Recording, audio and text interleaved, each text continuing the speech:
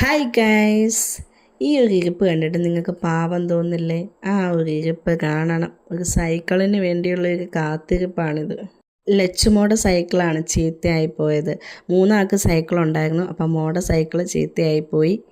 ബാക്കി രണ്ടുപേരും കളിക്കുമ്പോൾ മോളെ ആ സൈക്കിളിൽ അവർ കയറ്റുന്നില്ല. അപ്പോൾ ആൾ രാവിലെ തൊട്ടേ പറയുന്നുണ്ടായിരുന്നു, അമ്മയെ സൈക്കിൾ വേണം, സൈക്കിൾ വേണമെന്നും പറഞ്ഞ്. അപ്പോൾ ഉച്ചയ്ക്ക് ബിബി ജോലി കഴിഞ്ഞ് വന്നപ്പോഴും ബിബിയോട് പുറകെ നടന്ന് അച്ഛാ എനിക്ക് സൈക്കിൾ വേണേന്ന് പറഞ്ഞ് വാശി പിടിക്കുന്നുണ്ടായിരുന്നു.